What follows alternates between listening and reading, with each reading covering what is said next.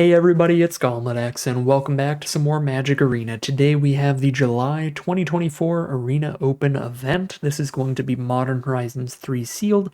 It's going to be best of 1 games, trying to hit 7 wins before 3 losses to qualify for Day 2, which has the draft events with cash prizes on the line. So, without further ado, let's bust open these packs and see what we get to play with today.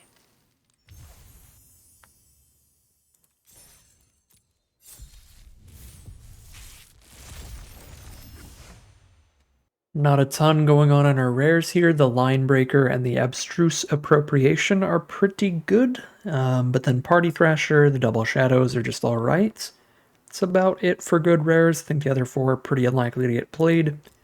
But this sealed format, and a lot of them are about more than just the rares. We gotta see where the powerful commons and uncommons lie. And unfortunately, we did not get the bomb rare common for the set, Writhing Chrysalis, so no great red-green Eldrazi stuff going on here, which is the most powerful stuff you can do at the common and uncommon rarity. So none of that going on. What do we have for colorless and multicolored spells? Anything taking us a particular direction? No, just some okay Eldrazi cards. This is basically a green card. How's our fixing looking? We've got 4 landscapes, 1 of each of these different 4. A lot of green ones. That seems decent. Okay. Multicolored spells, anything really powerful, setting us in a particular direction? Not really. We have like 1 pretty decent card and a bunch of different 2-color pairs. There's a great blue-white card, there's a pretty good blue-black card. Same for like green-white aggro, green-red removal. We've got a couple pieces of fixing towards green again. There's a green-black duel, a green-red duel, and then all these different green landscapes. So, no really 100% clear direction from all that. Just gotta check out the colors individually and see what's gonna pair up to be the strongest deck in the sealed pool.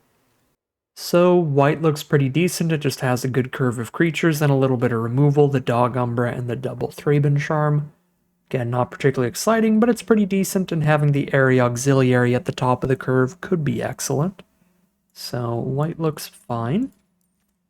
For blue, we definitely have more cards in the color. We have our 2 copies of Shadow of the Second Sun, which gets considerably better when you have stuff to do with your mana at instant speed, because you don't untap all of your lands until the very end of your turn. So you can only use that extra mana for instants and activated abilities and stuff like that. So if you aren't getting value out of the card draw and the mana, or maybe the additional upkeep, then it's not quite worth it. And it looks like we really only have like 2 instants on color, so it would really depend what we pair with the double Shadow of the Second Sun if it's going to be quite worth it there, because there's also no like particularly powerful upkeep abilities really in the format, and it's certainly not in our blue here. So the shadows don't do too much, but blue still looks solid outside of the shadows. Right, we've got, these are all pretty good cards. Yeah, I guess when you look at it this way, it just looks kind of fine, along par with our white. Checking out the black, we've got Removal galore, Fell the Profane, Breathe Your Last, and Wither and Bloom. We've got Refurbish Familiar for a very solid value play. If we go for an artifact-heavy build, that makes the Terramander pretty playable, and the Familiar gets a bit better. So maybe towards black-red artifacts, we do have the black-red artifact rare. But yeah, black has the best interaction so far, the best removal we've seen, and some pretty solid creatures to go with it. For our red, so red would not make a particularly good red-black artifact deck because we're adding 2 artifacts to the deck, which is not a lot. So that artifact-heavy rare, the M-Skier, is not going to do a ton. We've only got the 1 gold card as well, the Cranial Ram, for just 1 more artifact there to go with the M-Skier. Yeah, I mean, it is an option because red looked pretty good. Or sorry, because black looked pretty good, and red does look pretty good as well. But I don't think it's going to be like huge synergy being in red-black. Probably can't play Mogmob for the difficult mana cost of triple red. The Mace is pretty much unplayable. Smash is pretty filler. It's like, these are our good red cards. I'm having an awkward time right now. Because honestly, everything that I've looked at looks pretty on par. Green, not much different. I do think green might be my favorite color so far, though. Because I really like Annoyed Altasaur at the top of the curve. That counts as somewhat of a bomb, in my opinion. We also have 2 removal spells that double as lands, so they make sure that we're never going to be mana screwed, because we can run those and have a really high land count in our deck. We have 4 copies of Evolution Witness, which are pretty good value plays later in the game, and Sealed tends to be slow enough that you can use these kind of cards and accrue a lot of value. There's also a great synergy with 4 copies of Evolution Witness and that Signature Slam, putting a +1/+1 counter on one of them and then fighting, so you can get another trigger off of it.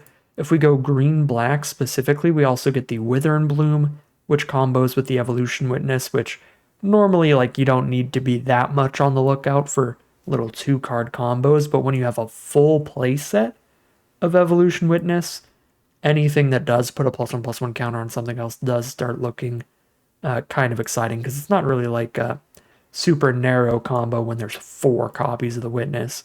Also, looking at our green-black, we had the Expanding Ooze that can get more counters on the Witness, as well as the Revitling Repast, which can protect one and put another counter onto it. Which is a lot of really good stuff there in green-black in terms of synergy. So I like that idea quite a bit. And then we could maybe even splash a little white.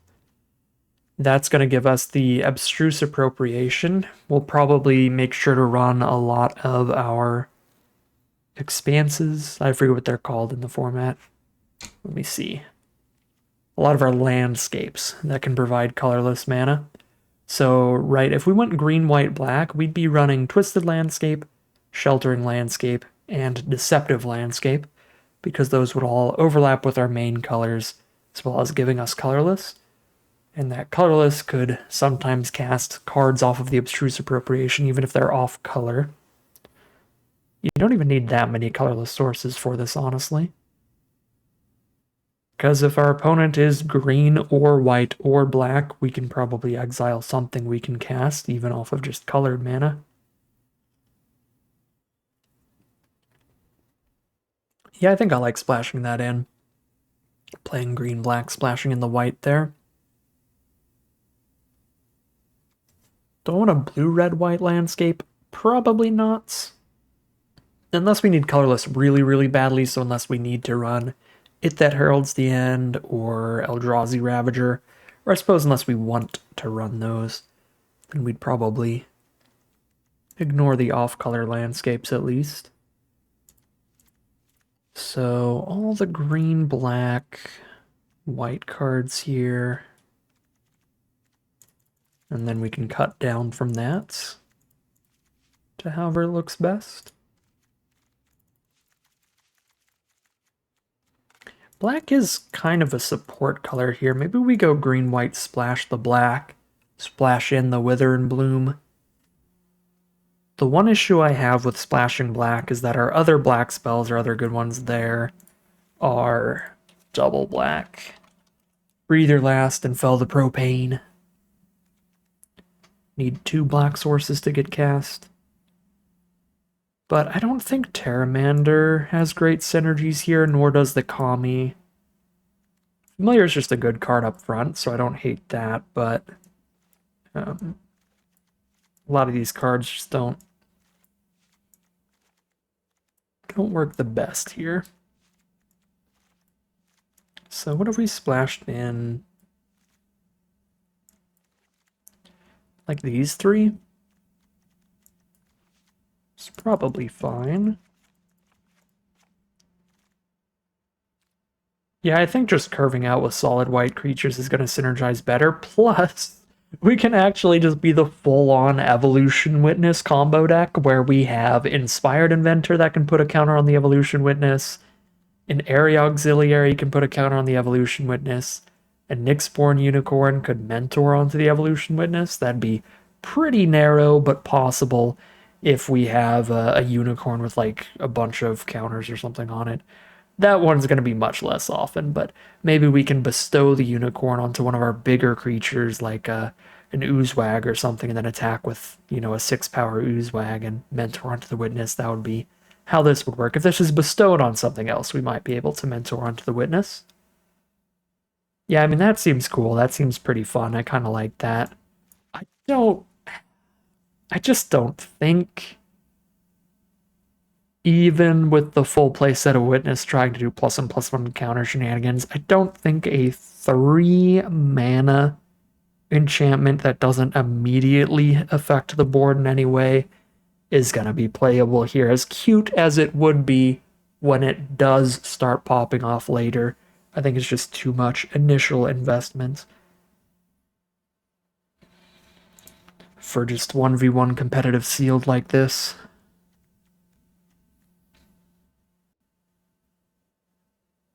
I do like the Priest of Titania. Not only are we trying to ramp a little bit in general, trying to hit a Noid Altasaur and Warped Tusker, but we do have that full playset of other elves in the deck because of the Evolution Witnesses.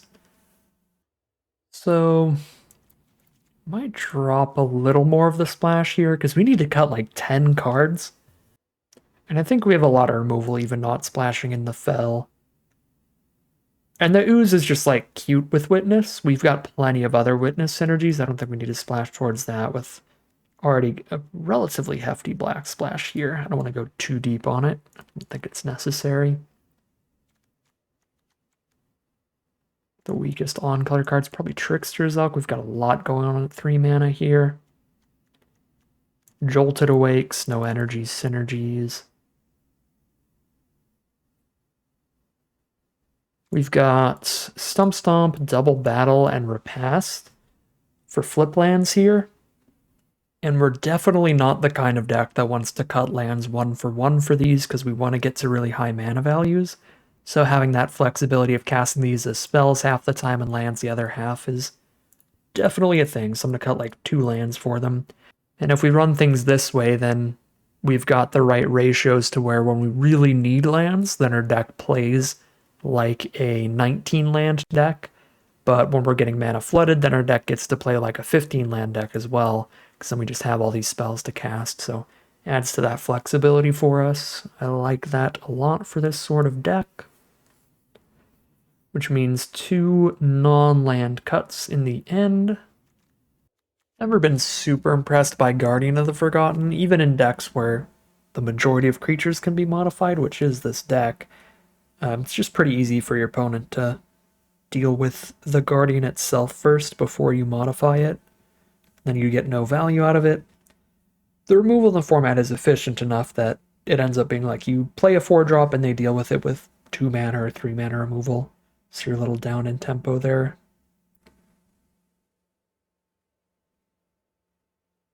I think it's just easy enough to do that it doesn't really pan out that insane. And a lot of the time, you know, they're just not going to do that unless they need to. So anytime that it's not going to be popping off anyway, then you're just getting a 4/4 Vigilance and they're still dealing with whatever.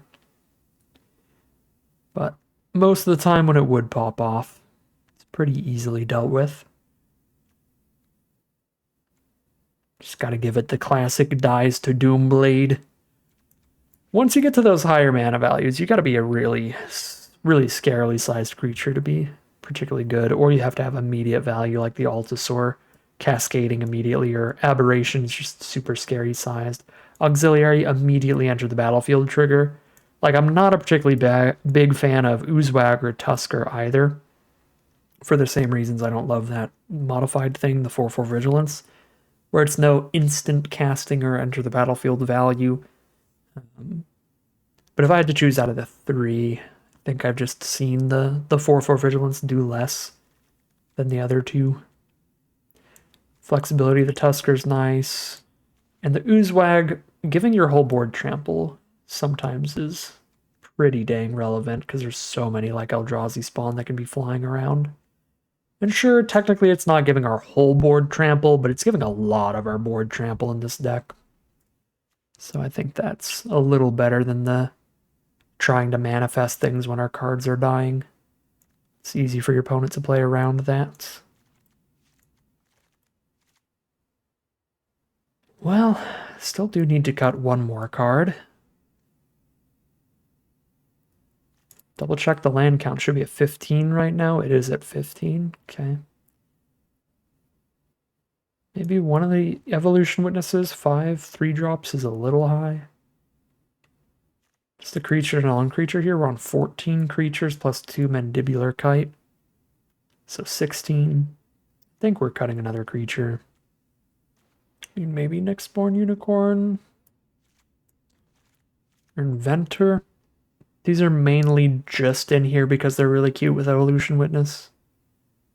I guess if I had to pick one of these, I'd probably rip the 3 drop out of here with how clumped we are there. Get rid of the Inventor.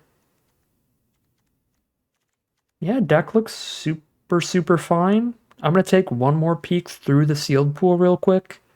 But I think we're probably going to just adjust the mana base and call that the deck.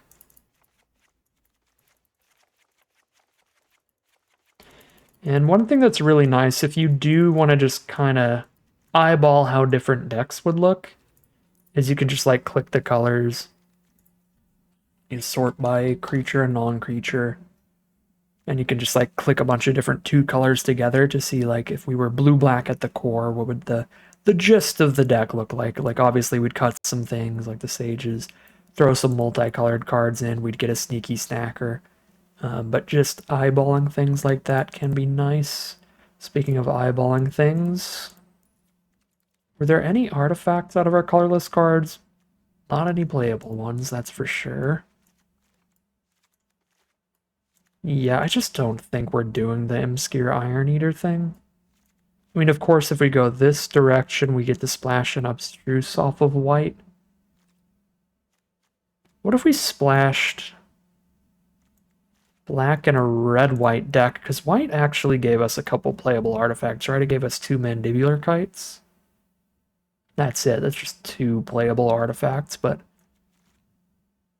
makes the Imskir a little bit better. Still not great. We get to splash in Refurbish Familiar.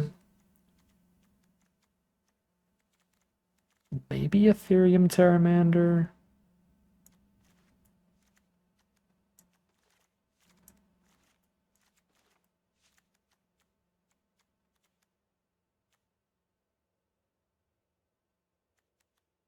Oh, gotta put our living weapon cards up top.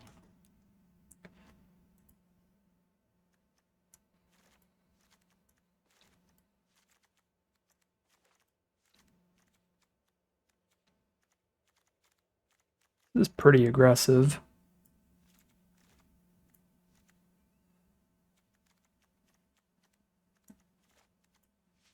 This could try to cheese people out with a really aggressive curve. Which is cute.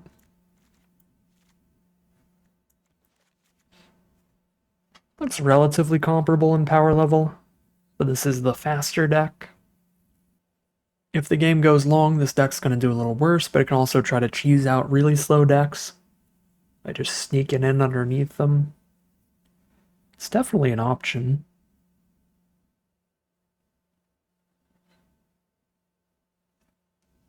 What else do we have? Just like barely have a blue-white deck. Running a Riddlegate Gargoyle. Probably splashing black again. I feel like every deck we play is going to be just randomly splashing the Abstruse Appropriation. I don't love these shadows. This is 4, 5, 6, 7, 8, 9 cuts. Still need to cut 2 more cards. I really don't like Hydroelectric Specimen. The Jolted Wakes are slightly more playable in this deck, but I can only cut 2 more cards, and I'd want to cut all the Jolted Wakes and the Sage.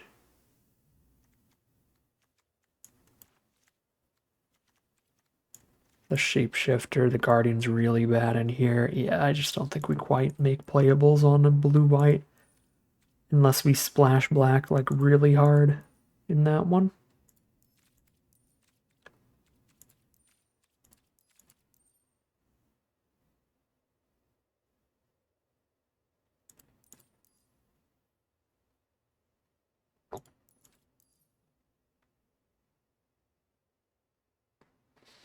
Green-red gives us the line breaker. That's the big draw to that color. Not super good at getting the colorless mana for it. We just have those landscapes. We're not like an Eldrazi spawn producing deck. Nor do we have the colorless mana dork. The 2 mana 1/2 that taps for colorless or any color. This looks fine. Yeah. I mean, tons of pretty viable ways to take it. I don't think there's anything in this sealed pool that looks way better than the rest once again. Just a bunch of pretty average sealed decks. I'm gonna roll with my gut on this one. We're gonna roll with the Evolution Witness Wombo combo pile of just green-white +1/+1 counters. Alright, here we are on the play for game one with a pretty clear path to victory. We're just trying to ramp into an annoyed Altasaur, cascade our biggest threat onto the board alongside something else.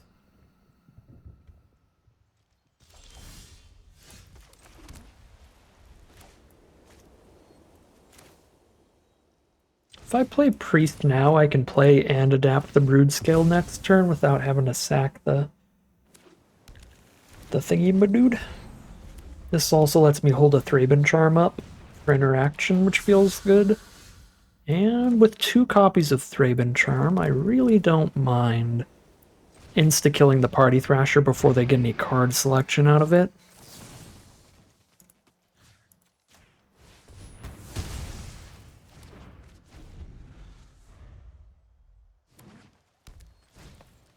Eldrazi Repurposer coming in hot. That is a better green common than every green common in my deck.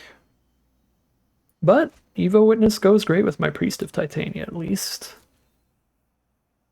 I do not like not having a green, or sorry, not having a permanence in my graveyard right now.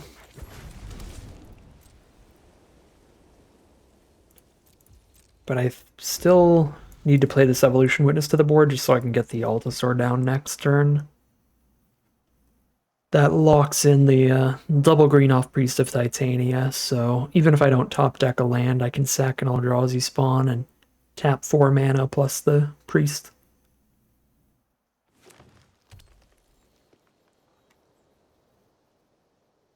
If they kill the Priest, then I bring it back with the Witness.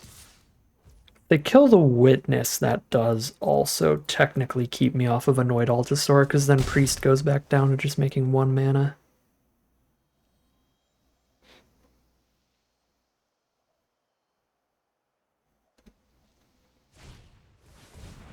Okay, fair enough.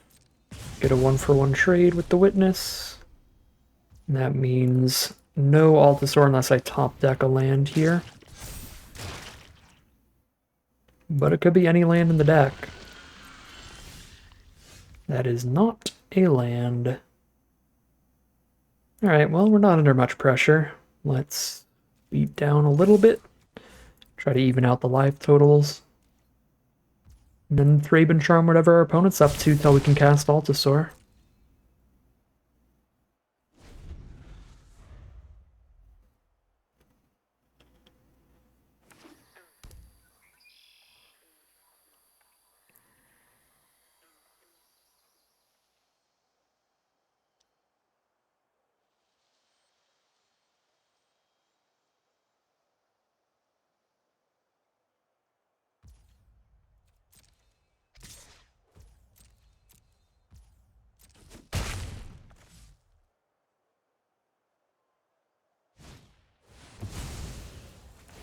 That's disgusting. I can Thraben Charm that, but it is still going to stun me off of Altasaur for a couple turns. It's also exceptionally rude. Stun all my green mana.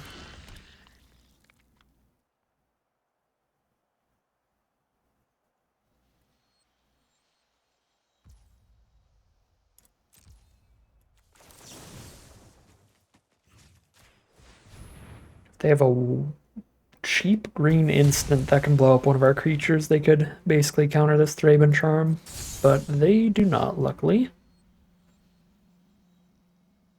Ooh.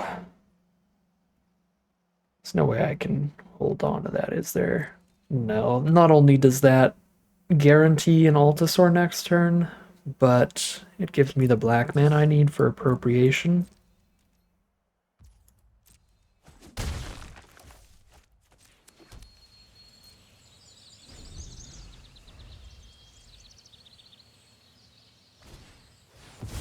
Ooh, boy.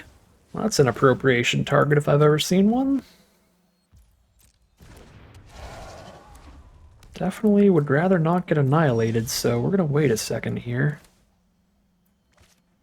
Yeah, that's completely colorless, so it's super castable off appropriation. I'd rather signature slam something I can't cast.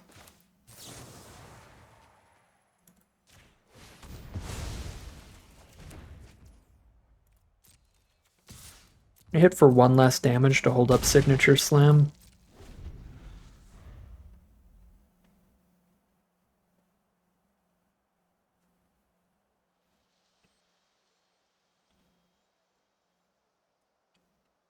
Here comes their own evolution witness. Nope. They were looking through the graveyard for something.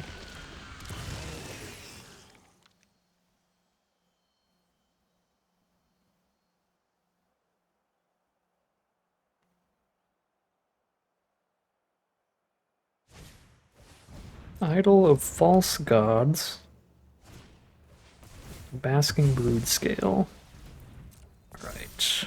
It's a lot of Eldrazi doofuses. I could signature slam a Brood Scale, but then I'm out of removal in hand, and that also keeps me off of casting Altasaur or Null Drifter next turn. Yeah, if I don't top deck the land, I'm going to need it for one of these two. I think we hold off. We did top deck the land. It's better immediate impact. Would like to draw two pretty badly, and I don't really think I need to cascade right now on board. I'm fine. I'm gonna go for the Null Drifter.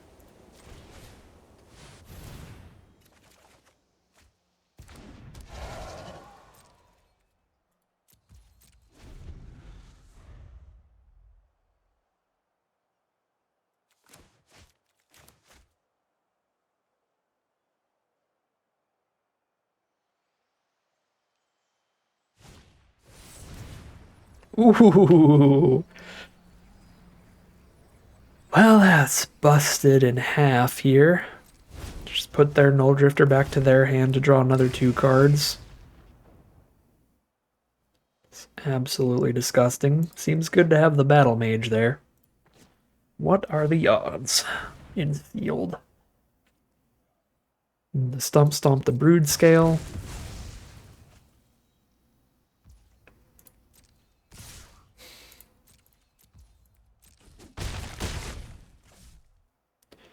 Well, those were the correct cards to open up for this matchup. That is super bad for me. We can still try to outrace with an Altasaur. But it's going to have a good hit here. It's kind of our only line. Witherbloom's a decent hit. I wouldn't say it's great. We'd probably kill the Brood Scale before they get any extra value from it.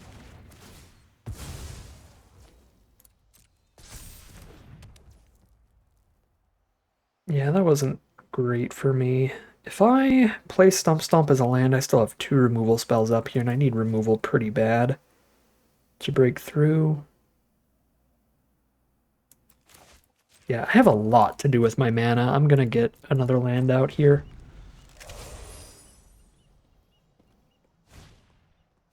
Alright, tap out for the Null Drifter. They'll probably have one mana up afterward off of a land draw, but they need two to do anything. So just sending in the Altasaur should be great for a multitude of reasons.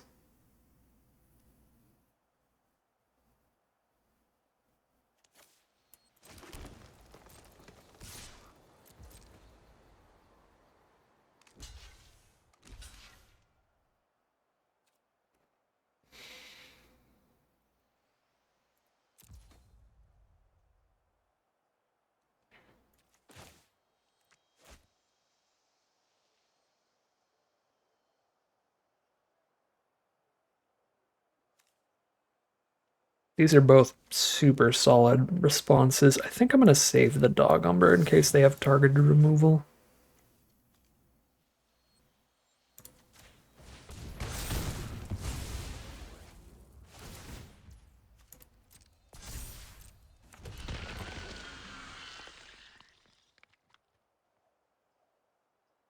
Trample for a bunch. We're actually kind of okay with getting annihilated now. This needs like 10 counters on it, right? 8. Okay. This is going to be counter 5 and 6.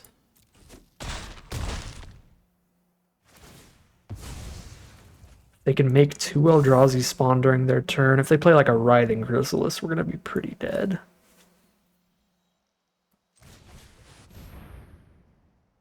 We won't be dead, but I'll have to use Dog Umber defensively. Which I'm not a big fan of. Just really hoping that we can get a big trample counter swing next turn for lethal.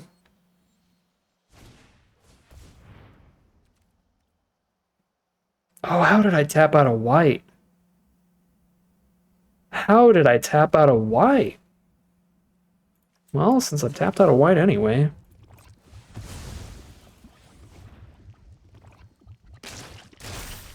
Guess we're doing that. I guess I just let auto tapper do its thing. I hope I didn't manually tap myself out of white. That would have been real embarrassing.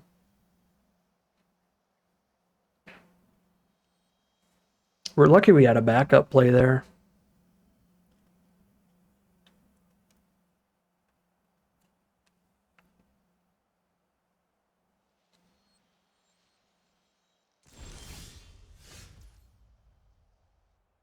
They're at 8. 2 chump blockers potentially. Could Wither and Bloom up the Priest. Dog Umber the Null Drifter. Hope that that equates into lethal. It's a little bit bold. I like having the defensive Dog Umbra in case of nonsense. I mean, they have 6 toughness on board. They're already dead on board. They're already getting trampled for well over lethal. So I'm going to save Wither and Bloom in case I top deck an Evolution Witness and save Dog Umber in case they have a way to survive this.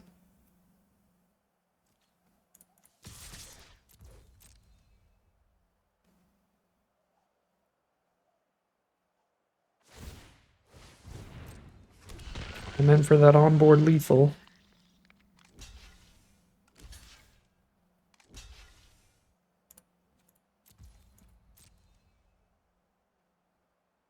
And it's just going to be lethal? Oh no, it's not quite. It was 1 off of lethal? I guess I should have Withered and Bloomed. Whoops. Well.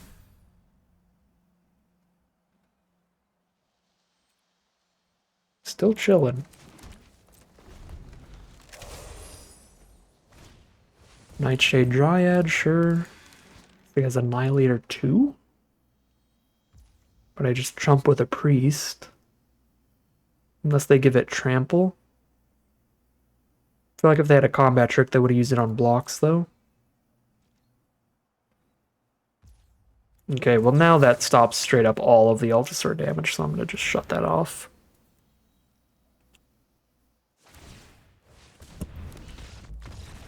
Alright, there's the concession from our opponent. Definitely could have killed them a turn faster, maybe even 2. Well, we definitely could have technically killed them 2 or 3 turns faster if I'd played way more aggressively earlier. Like, there were some turns where instead of dealing 1 to them, I like held up a removal spell. So like with stuff like that, but I think just with missed lethal, kind of relatively sloppy lines, we should have killed them at least 1 turn faster. Yeah, if I had known that the Wither and Bloom +1/+1 was the difference between lethal this turn or not, like presenting lethal this turn, I would have went for the +1 there. But I thought it was already presented lethal anyway. Regardless, still get there in the end. Still going to start off 1-0, heading into game 2. Alright, this hand is pretty awkward. Just because mandibular kites don't go to the graveyard for Evolution Witness. But we have a play for turn 1, turn 2, and turn 3, so we're getting the start of the game rolling correctly, which is what you want in your opening hand. You want your early game plays, and we've got them. I can even confuse my opponent about what colors I am, except I want to have double green up as quickly as possible, so I'm not going to do that.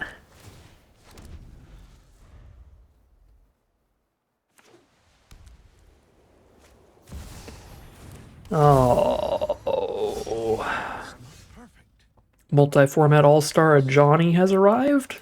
We wither him, right?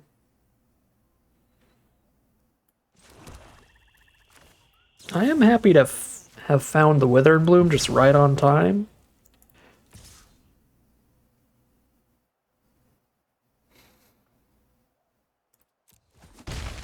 But that's part of what is so good about a Johnny, is that they still just 2-for-1 me there because they get to keep the 2/1 Cat Warrior. Oh, come on. What is this? Sealed Pool. Turn 2 Mythic Ajani, turn 3 Reanimate the Ajani, and now I can't make my block or flip into the Planeswalker. Well, that was a really good draw for trying to outrace the Bomb Mythic. And that's our best bet now, because if I kill it again, they just reclaim it again with Flashback. We've got a bunch of flyers and a dream.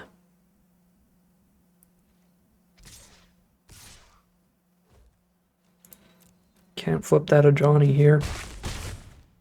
So we take the 4.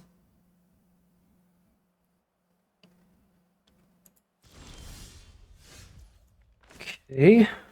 Well, Evolution Witness is a 4/3 here.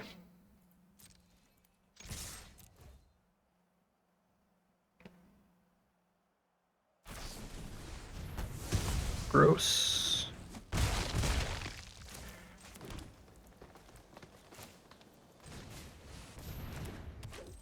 This does mean I get to renew that Enter the Battlefield effect, though, which is a big one.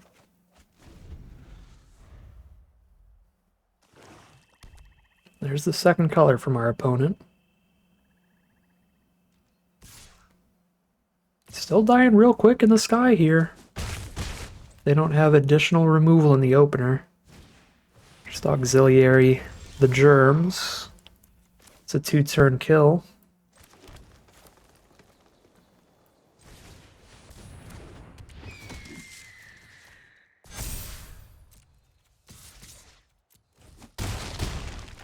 Show me a way to stop all this flying damage.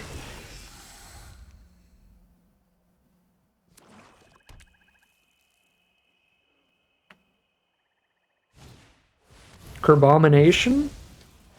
So they get to Wither and Bloom something because they get a card from my grave. They get one spell. They get Wither and Bloom on a flyer and then still die on board. No, because Gargoyle's up here. Oh no, Wither and Bloom goes back to my grave?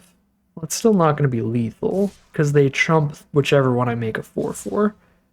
Oh wait, no, it is going to be lethal because I can Wither and Bloom. Oh my god, I can Wither and Bloom the Witness to replay the Witness to make both of them 4/4s. That's the only way to get lethal here, is to have both the germs be a 4/4. That's how you do it. That's cute. That's super cute. Alright, well,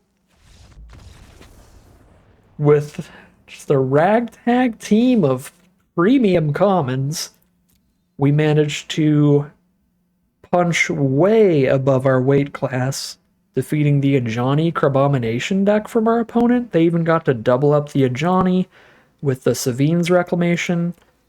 We just got really lucky in finding one of the only ways our deck could have gotten through all this stuff was to just hit all of our flyers. Specifically, without the auxiliary, there was absolutely no chance, but the auxiliary with the Witness Wombo combos, we recast the auxiliary twice for 2 more counters. Or sorry, for 3 more counters on these mandibular kites. I guess 2 more was accurate. The first 2 counters were from the initial cast, and then the additional 2 more counters from the recasts. Yeah, that was wild. Did not expect to break through a Johnny after the reclamation in the first place, but we got through that and a Carbomination with just straight flying damage. That's going to be 2-0 heading into game 3. This is a super awkward hand. Thraben Charm doesn't do anything without creatures on board. We've only got the 1 creature. Evolution Witness doesn't do anything without permanence and grave. Wither and Bloom doesn't do anything without black sources. So none of these cards function how they're supposed to yet. But if we draw correctly, they could all work well. I think I still have to take the mulligan there. This is even worse. This is worse for very, very standard, very basic reasons. There is no white mana, and there's 3 white spells, and the only on-color cards are 2 green cards that take 7 and 8, or sorry, just 7 and 7 mana. I could cycle the Tusker and pray. Wow, this might be just mulligan into our death. Arena has chosen the victor of this one, and it's not us. We'll see, because this hand is also awful, but can't really mulligan below 5. Basically, I ditch the white cards and have no creatures in hand. Or I keep them, and if I miss on white sources, I cast nothing until I die. I guess since the 2 green cards are removal spells, I keep a creature as the off-color card. Probably the Kite. Well, here we are. Maybe our auto loss. Guess just should have kept the awkward 7 card hand. It's positions like this that are what really prevent me from mulliganing most 7 card hands. Like when I have awkward openers like that, well, it's like, well, I have my 2 main colors, and technically the cards are castable. I feel like that's in limited, in draft and sealed. It's probably just good enough to keep, just because of what can go wrong if you mulligan to 6 or 5. Things can get very, very bad.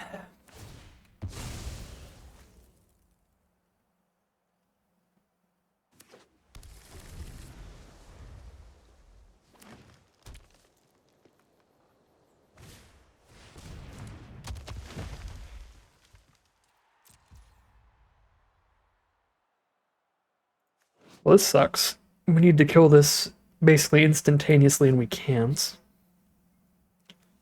Unless I signature slam and then Bridgeworks Battle, I have to cast both of these to do enough damage to kill that, which I don't think is worth it yet.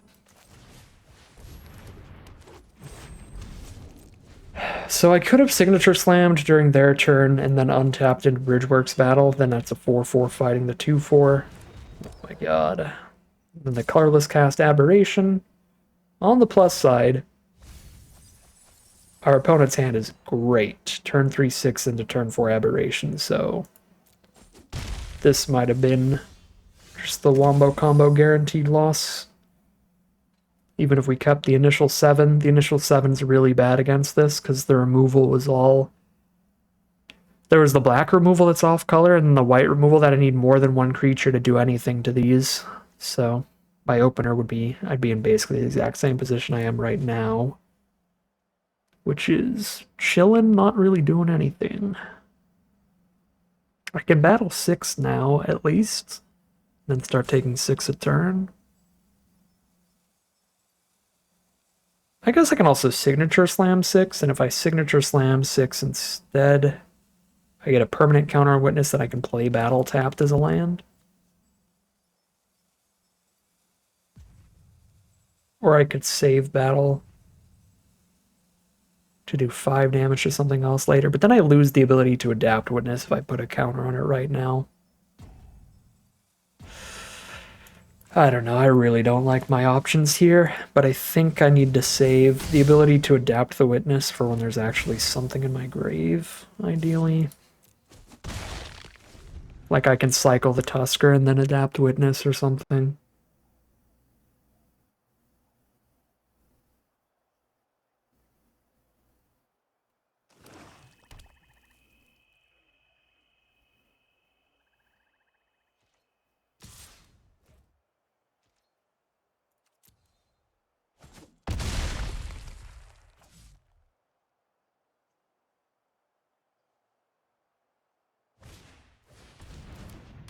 Propagator drone.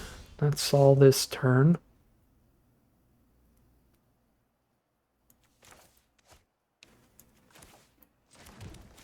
Okay.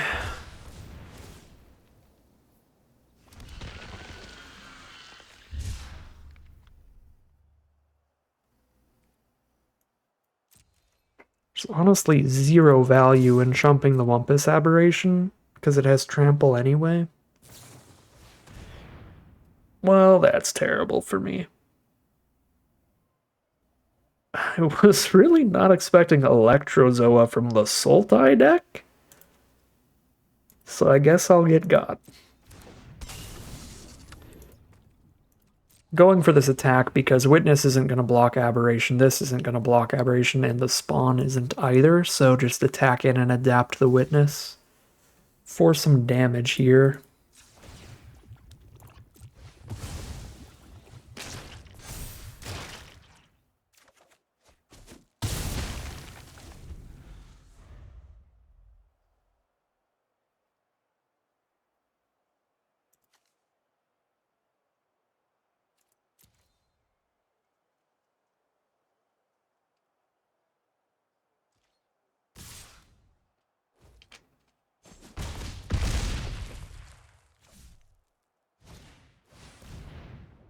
Copy Crook on Aberration would let me put something out, I think.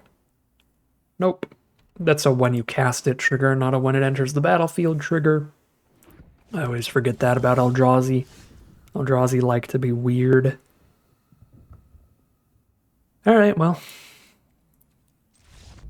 What are you gonna do? Could have died with our bad 5, 6, or 7 card hand, and those were our choices that game. We are 2-1 heading into game 4. Alright, this hand has great mana. It's got a big 6/6 trample for the finisher as well. Can turn this into a black source later in the game and use it as colorless for now. I'm going to turn this one into a white source immediately, because white is an actual secondary color to the deck. I guess you could say primary. Green and white are both primaries. Black is the splash or the secondary color. So I could play this untapped if I really, really need to. So I'm going to hold off on playing any tap lands in case I top deck lands on curve, then I can just play them here.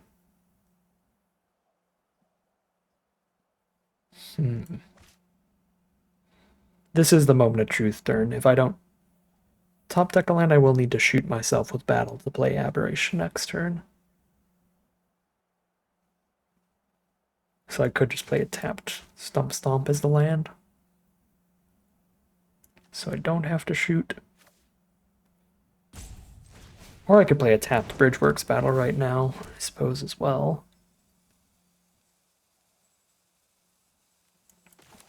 I'm gonna gamble on it.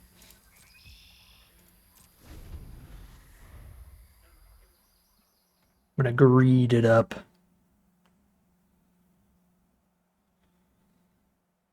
I was thinking a lot there because I wanted to have a way to blow up the Nightshade Dryad, but I'm looking at this combination of cards and there's just no way to have the Germ on board, plus have it have enough power to kill the Dryad immediately there. Luckily, they're not using the Dryad this turn, so that feels good. Because that's the scariest part of the Dryad, of wanting to kill it immediately, is that you know your opponent's jumping up the mana curve immediately with it. Well, our opponent isn't. Alright, we didn't hit the land, so shoot ourselves in the face for Aberration. Yep. We risked it for the biscuit. We did not receive said biscuit. Sad day.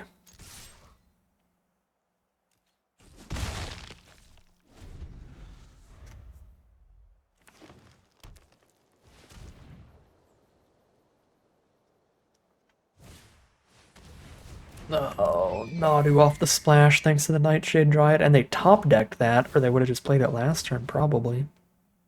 Or no, they're probably just going for horrific assault value, never mind. Well, This will be our second opponent that's playing some just format warping bombs on us. Nadu destroyed the modern format. It's also an absolute nightmare to play against in sealed, because even if I kill it, they draw another card. And I can't kill it because my creatures aren't big enough to use my removal. Guess I'll die. .exe.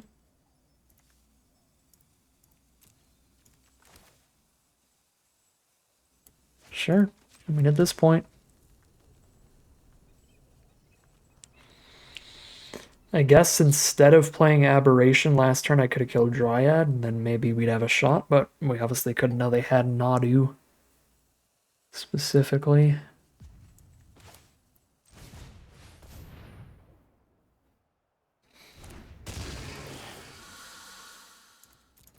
But I was wanting to kill the Nightshade Dryad about as quickly as possible. Don't know if it would be worth killing it over playing a 6/6. Obviously, in this case scenario, yes, but with no information, who knows? Probably on average, it could still have been. Maybe that was our big misplay here.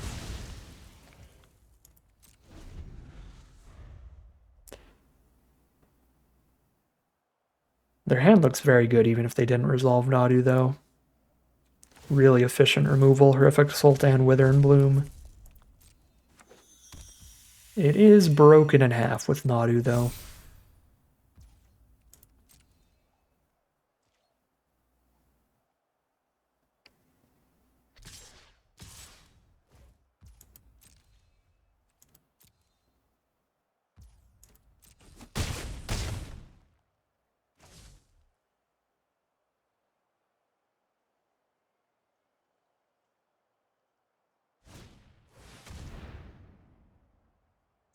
Yikes.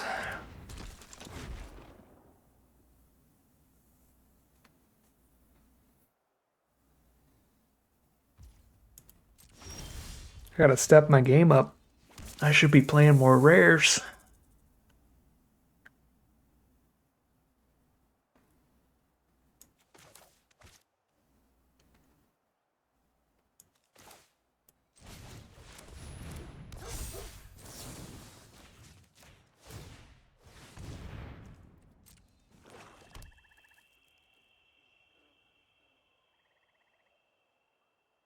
Nadu hit them an untapped mana, so if they have a 2-mana response to this, it wouldn't have been castable if they didn't win the land coin flip.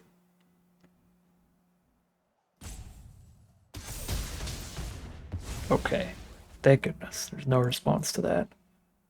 We're still kind of just dead. Now we're dead to Ophiomancer. Because they can just attack us with a death-touching snake every turn, if nothing else. And it replaces itself every time we ever trade into it. Maybe I try to appropriate the Ophiomancer, but I need to crack this landscape for black, and I have not had time to do that mana-wise. Oh boy, never mind. We're dying way quicker than I'm talking about, because there is more premium removal. Fell, Assault, and Wither have been slammed into our face. Then now our blocks are really bad. A 1/1 and a 1/2.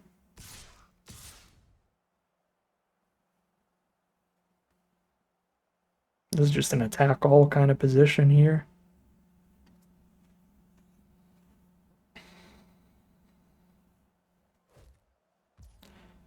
But our opponent wants to play real safe with their threats. Fair enough.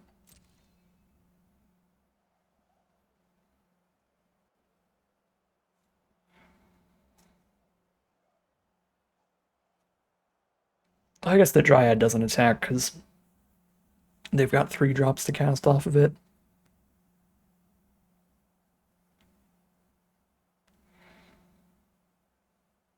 Yeah, and then if the Dryad isn't attacking, then attacking with these 3 would make the double block Ophiomancer clearly the block. Yeah, no, this is why the attack is this way. It's because they need the Dryad mana, which means you hold off Dryad, which means you hold off Ophiomancer.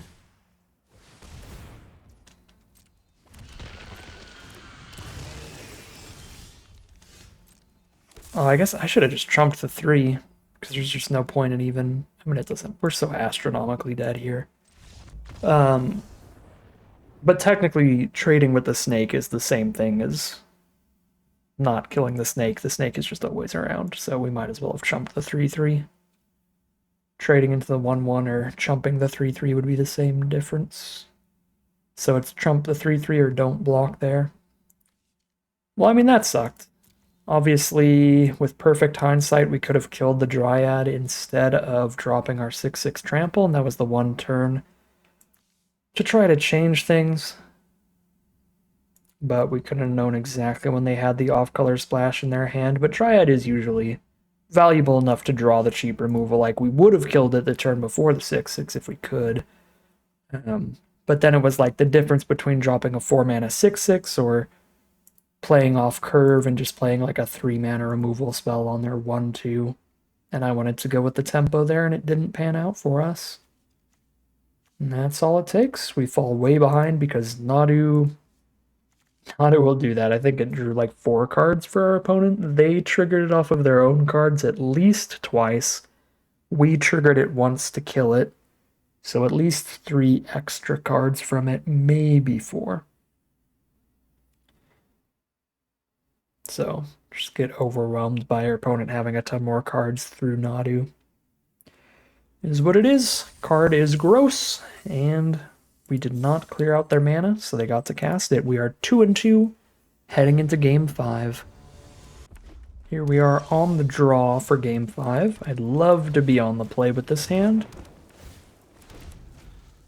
Not the most aggressive hand in the universe, but it's aggressive enough to want to try to speed out here. And our opponent's on Rakdos, so the aggro is going to matter actually quite a bit. This could be awkward if they kill my Evolution Witness, but I'm pretty sure I cracked the landscape here so that I can curve out into Witness and then Auxiliary, putting a counter on the Witness. The problem here is if they then kill my Witness before I get the Auxiliary counter onto it, then I won't put Landscape back in my hand, and if I don't put Landscape back in my hand, I don't have Colorless for Wumpus Aberration, so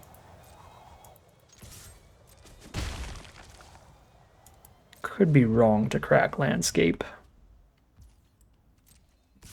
So I'm going to delay the decision here still. But I have to choose by their end step. Just hold the mana up? Okay, I'm not going to crack it then, because like what happens when I tap out for Witness and then they just Wither and Bloom it? Then I'm genuinely crying, I'm weeping on the desk. Okay, they weren't holding up any 2-mana instants, so there is no Wither and Bloom for the Witness. There's a Fanged Flames for it. Alright, so we still would have been destroyed. Fair enough. So now I get to play Wumpus Aberration instead of Auxiliary to confirm that I have... I do shoot myself for 3 to do this. That guarantees me I have the 2 creatures on board for Area Auxiliary. Yeah, this is our second time really losing the Bridgeworks Battle gamble of hoping to draw lands in the next 2 or 3 draw steps and just not doing it. Gross.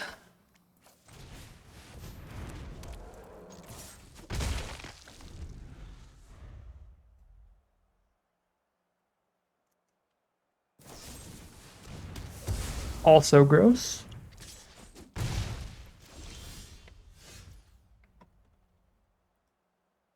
I don't have double white here, so I can't Watchdog plus Umbra. Let's just hope our opponent doesn't have infinite copies of removal in their hand.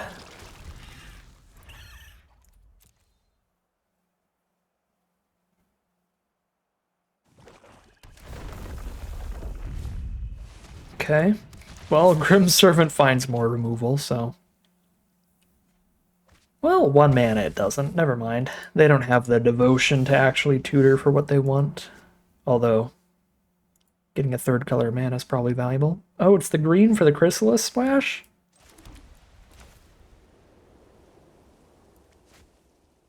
They're at 13.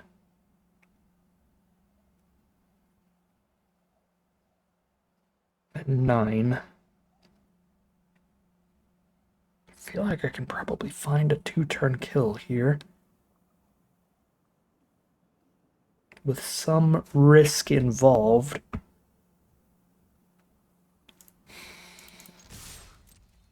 I'm taking that risk.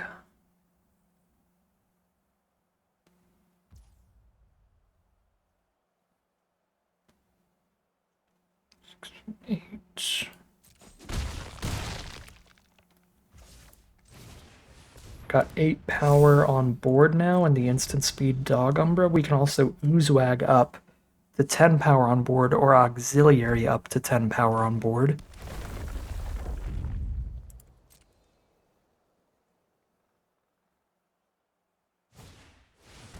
Gargantua's the play. Okay.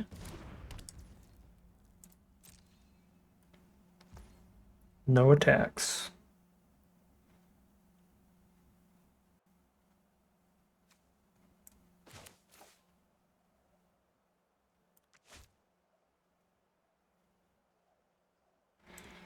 Clear out the highest toughness.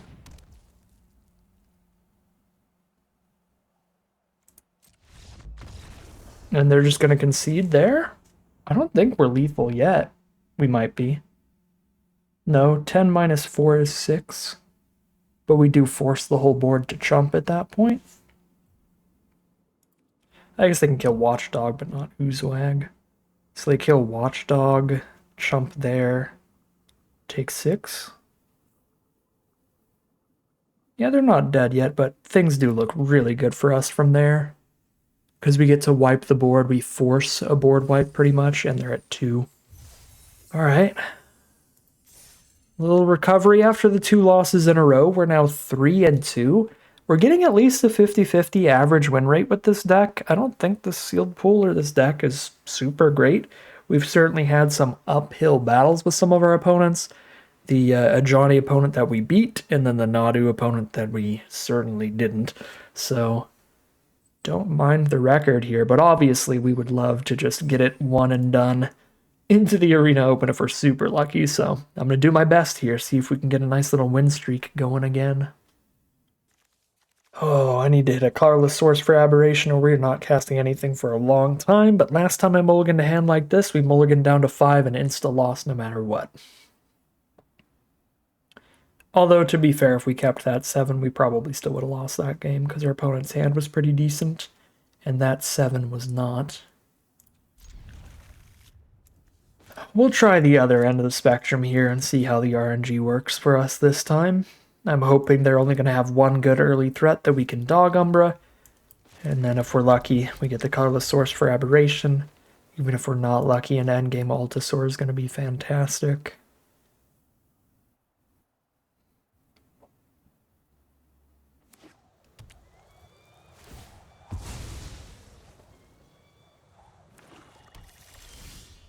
Our opponent starts with a red, black, white landscape, some of the most aggressive colors, which has me worried.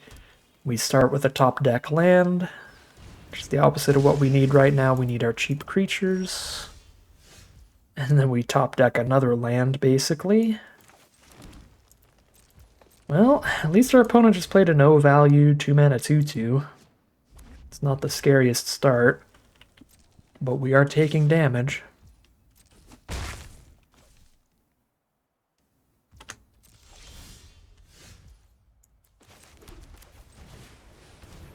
There's no world in which I can afford to let them put a creature from their hand onto the board for free. I mean, there is when they have no creatures in hand, but that's astronomically unlikely when they've cast one spell all game.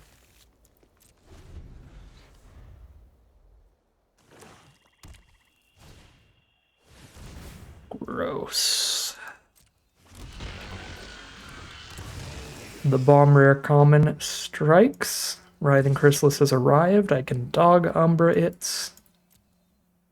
And probably have to. But they still have all of the mana value from it with the Eldrazi spawn, as well as chump blocking value. We are flooding. We have to take a turn off, and then we Altasaur, and then we Aberration after that. They're hopefully out of creatures at that point. Because the problem with Aberration is even if your opponent just puts a 3 or 4 mana creature down, like the tempo swing they get is massive. Where I cast Aberration, and now boom, they drop a 4-drop, they draw a card, they drop another 4-drop. Their board is so wide from there, even if their creature's technically smaller than Aberration, whatever they're getting out of it, the tempo swing is just astronomically bad. Wow. A second Wastegate Battle Mage to exile my dog Umbra and get a massive 2-for-1 on me, just completely nullifying my removal spell.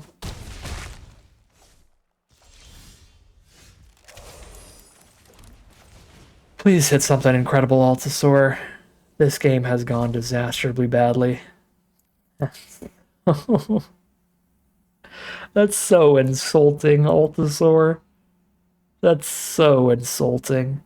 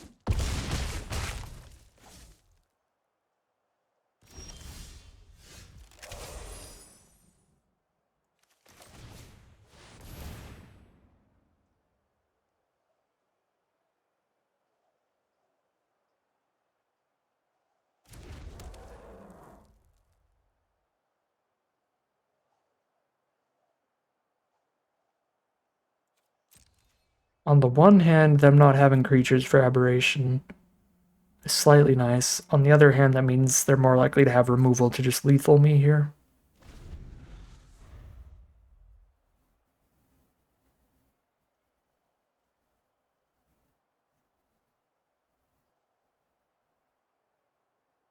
We're dead to any removal spell, but if they cast absolutely nothing, Aberration kills Chrysalis, Priest trumps Battle Mage, and we shoot the other Battle Mage with Thraben Charm, but there you go, that kills our Priest.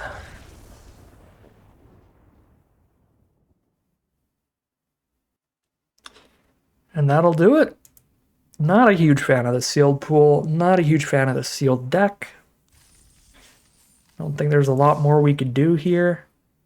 We had a few pretty brutal losses. That felt pretty destined. Another look at the sealed pool for anybody who thinks they can salvage a better deck than this, but I don't think that the sealed pool had a great shot at a 7-0. Maybe we could get really lucky with a line breaker deck hitting the right lands for it. But even that is just giving trample haste. Really, we're only going to have 2, maybe 3 Eldrazi out at the same time because we have 0 Eldrazi spawn production. In red, there's just the 1 Basking Brood scale, the 1 Tusker, so it's not even giving like the huge buffs that make it super broken. And that's kind of it for like quote-unquote bombs we aren't running. I don't know. That's sealed for you. I don't think there was a super synergistic or super powerful deck in the sealed pool. I'm pretty happy with the one that I built. We punched quite a bit above our weight class with a couple of those wins, but then fell to some Chrysalai, some Nadus, and some poor mana draws for the losses. 3-3 it is. Don't know what else we really could have done on this one. But that is going to end today's video. As always, I'd like to thank my patrons and YouTube members for their support, as well as you for watching the video. If you enjoyed it and you're interested in seeing some more, you can always like, comment, and subscribe to tell the YouTube algorithm to send you some more in your recommended feed. If you'd like to catch me live, you can check out the Twitch channel in the link in the description below. And if you'd like to support the channel directly, you can check out the Patreon link in the description below. But other than that, as always, thank you very much for watching, and I'll see you again soon for some more Magic Arena.